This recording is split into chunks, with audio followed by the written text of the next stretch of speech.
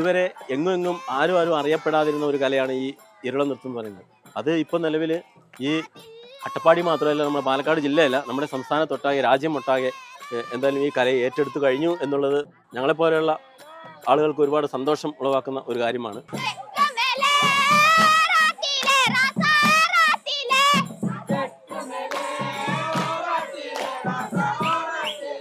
என் பேர் தினேஷ். நான் பாலக்காடு ജില്ലയിൽ പറയും സോളോർ സ്കൂളിൽ നിന്ന് പഠിക്കാതെ GTS സോളോർ. പിന്നെ ಈ கும்மிந்து ட்ரிவாண்ட்ரா ரைட்டு கிடைத்திரும். இப்போ கொஞ்சம் பயமராயிட்டு வந்தேன். அப்போ ஊருக்காரன்னு சொன்னார் இதேமாதிரி நம்பிக்கையோடு போய்த்து வாய் பெல்லவரன் சொல்லுவார் பாட்டின் தாத்தை வரனா. அப்போ இருந்து இது அவர் சொல்லித்தந்தும் பழகலே அவரை அதை பார்த்து வளர்ந்தேன் நாமும். அப்போ இது பாரம்பரியமாயிட்டு இருக்காது, அதை மறக்க முடியாது, நிறுத்த முடியாது. ஸோ ಆ ಮಣ್ಣಿನಿಂದ വളർന്നു വന്നവർക്ക് അച്ഛ അട്ടേപ്പാടി ഈ കുമ്മിൻ്റെ ഒരു പവർ.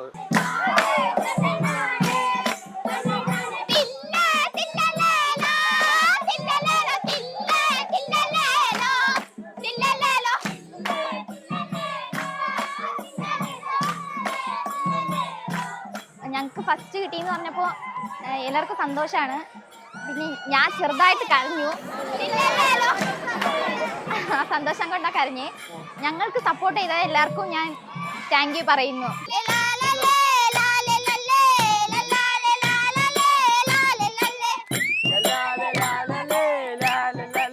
ഇരുള നൃത്തം അതുപോലെ തന്നെ ഗോത്ര വിഭാഗത്തിലെ എല്ലാ നൃത്തങ്ങളെയും ഈ കലോത്സവത്തിലേക്ക് ഉൾപ്പെടുത്തിയതിൽ ഞങ്ങൾക്ക് ഏറെ സന്തോഷം. അത് മറ്റുള്ളവരും ഇനി കണ്ടു പഠിക്കുമല്ലോ, അതാണ് ഞങ്ങളുടെ ഏറ്റവും വലിയ കാര്യം.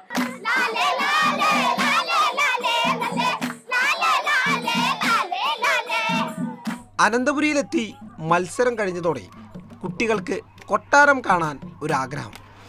പിന്നീട് യാത്ര കൊട്ടാരത്തിലേക്കായി.